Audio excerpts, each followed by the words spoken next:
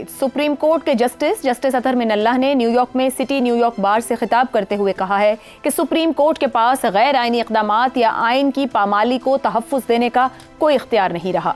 अगर जजेस ऐसा करते हैं तो ये उनके ज़ाब्ता अखलाक की खिलाफ वर्जी है। उनकी ख्वाहिश है जब भी मार्शल लॉ का ख़तरा हो अदालतें खुली हों।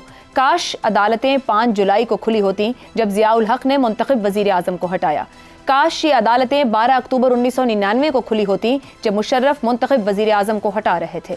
वज़ीर आज़म गिलानी को ओहदे से हटाना गलत था। मेमोगेट केस इस काबिल नहीं था कि सुप्रीम कोर्ट उस पर समाअत करती। जस्टिस अतर मिनल्लाह के मुताबिक वुक्कला तहरीक जजों की बहाली की नहीं, आइन की बहाली की तहरीक थी। बहाल होने वाले जजों ने नौजवान नस्ल को बहुत मायूस किया। हाइब्रिड निज़ाम और जमहूरी निज़ाम हुकूमत में अदलिया की आज़ादी के तस्वुर अलग अलग हैं।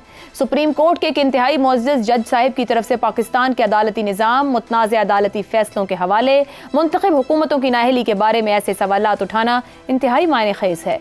जस्टिस अतर मिनल्लाह खुद वुक्कला तहरीक में बहुत ज़्यादा मुतहर्रिक रहे और अब वो तस्लीम कर रहे हैं कि वुक्कला तहरीक के बाद बहुत कुछ ऐसा हुआ जो वुक्कला तहरीक के उसूलों के मनाफी था। जस्टिस अतर मिनल्लाह की बातों से यह हम सवालात भी जन्म लेते हैं कि गैर आइनी इक़दामात को तहफ़्फ़ुज़ देकर जजेस क्यों ज़ाब्ते अखलाक की खिलाफ वर्जी करते रहे, मुंतखब हुकूमतों को नाअहल करार क्यों दिया जाता रहा, और सबसे अहम, क्या वाकई अगर अदालतें खुली होती तो 5 जुलाई और 12 अक्टूबर आइनी एतबार से हमारी सियासी तारीख के स्या अय्याम ना होते।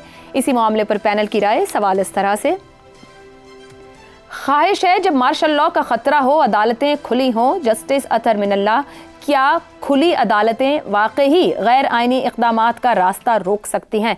इफ्तिखार साहब, आपके ख्याल में क्या रुक सकता है ये रास्ता अगर अदालतें खुली हों, और खुली अदालतों से मुराद क्या है? मतलब अदालतें सुबह शाम खुली होनी चाहिए, क्योंकि पाकिस्तान में तो हर वक्त ही मार्शल लॉ का खतरा रहता है। दोस्तों ने 2 राय दी और पॉजिटिव भी दी और नेगेटिव भी दी, तो क्या अब अदालतें खुली ना करें?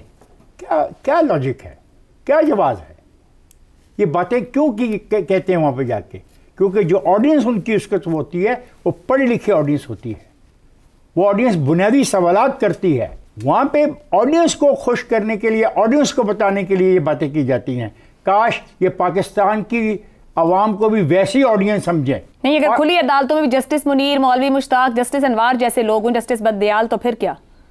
फिर वो अदालतें डिलीवर करेंगी? नो, मैं यही तो कहने लगा हूँ। आप बात समझने नहीं चाह रहे। ये वहाँ पे सफाई पेश कर रहे हैं, ठीक हो गया। वहाँ पे ये कह रहे हैं कि जनाब नहीं, हम हाजिर हैं और अदालतें तो खुली रहनी चाहिए। ये कह रहे हैं खुली रहनी चाहिए और मानते हैं कि जो माजी में हुआ अदालतों ने सब गलत किया, और यही हम कहते हैं। सैगम साहब, मुंतखब वज़ीर आज़म की नाअहली की बात हो तो पाकिस्तान में पहले चीफ जस्टिस अब्दुल रशीद की आईनी और कानूनी रिवायात पर चलने वाले जो जजेस हैं, जस्टिस मुनीर की जो रिवायात हैं, गैर आइनी रिवायात, उनके मुकाबले में वो वाले जजेस पसपा क्यों हो जाते हैं और इस तरफ मामला बढ़ जाता है? देखिए, पहले तो मैं आयशा ये अर्ज करना चाहूँगा आपके सवाल का जवाब देने से पहले कि यहाँ पे खुली अदालत का लफ्ज़ जस्टिस अतर मिनल्लाह ने अलामती तौर पर इस्तेमाल किया है। अदालत हर वक्त खुली होती है। आला अदालत 24 घंटे खुली होती है, क्योंकि जज को अदालत की ज़रूरत नहीं होती। आला अदालत का जज, हाई कोर्ट, सुप्रीम कोर्ट का जज जहाँ मौजूद होता है वो वहीं आला अदालत होता है। 24 घंटे के अंदर, किसी भी वक्त 24 घंटे के दौरान वो किसी को भी कहीं भी बुला के अदलिया के तौर पे काम कर सकता है। सिर्फ अदलिया की बिल्डिंग में जरूरत नहीं होती। अतर मिनल्लाह ने यह भी बताया कि सिर्फ एक आध केस में नहीं, वो सैकड़ों केसेस को अदालत का जो ऑफिशियल टाइम होता है उससे बाहर रिलीफ दे चुके हैं, सुन चुके हैं। तो यहां मकसद ये नहीं है कि अदालत खुली का मतलब है कि 5 बजे के बाद बिल्डिंग खुली हो। अदालत खुली होने का वही मतलब है जो उन्होंने बयान किया है कि अदालतें मुख्तलिफ तरह की हों, अदालतों के जहन खुले हों, अदालतें अवाम के लिए खुली हों, अदालतें किसी और के लिए खुली और अवाम के लिए बंद ना हों, अदालतें आइन के लिए खुली हों, डिक्टेटर्स के लिए ना खुली हों। तो मेरे ख्याल है उन्होंने बहुत क्लियर मैसेज दिया है। अब आपकी बात आपने बिल्कुल ठीक कहा। देखिए, जो आला अदलिया है वो पाकिस्तान की पावर एलीट का हिस्सा है, वो रियासती अशराफिया है, और जो तमाम रियासती अशराफिया है वो इस्टेब्लिशमेंट के छोटे हैं। बड़ी इस्टेब्लिशमेंट की ये छोटी इस्टेब्लिशमेंट्स हैं। तो जो कुछ वो करते रहे हैं ये उसकी तौसीक करते रहे हैं। जब गुलाम मोहम्मद बड़ी इस्टेब्लिशमेंट था और उसने असेंबली को उठा के फेंका था, तो उस वक्त नजरिया ज़रूरत ईजाद कर लिया गया था। 1958 में जब अयूब का मार्शल लॉ लगा था तो उसको भी कबूल कर लिया गया था। उसके बाद जब ज़ियाउल हक का मार्शल लॉ लगा तो इरशाद हसन खान भी मौजूद थे, वो भी जायज़ करार पाया था। मुशर्रफ का मार्शल लॉ भी जायज़ करार पाया था और उसको यह भी हक दे दिया गया था कि आइन में जो चाहे वो तब्दीली कर ले। ठीक हो गया। वो हक जो खुद सुप्रीम कोर्ट को हासिल नहीं है। आइन में तब्दीली सिर्फ अवाम के मुंतखब नुमाइंदे अपने दोनों हाउसेज में 2/3 अक्सरियत से कर सकते हैं। आला अदालत को यह इख्तियार नहीं, लेकिन उन्होंने यह इख्तियार परवेज मुशर्रफ को दे दिया गया। ठीक है, जो इख्तियार खुद के पास नहीं था वो दे। जी बिल्कुल ठीक। लेकिन हाँ जी, लेकिन उन्होंने खड़ा होने की भी कोशिश की है।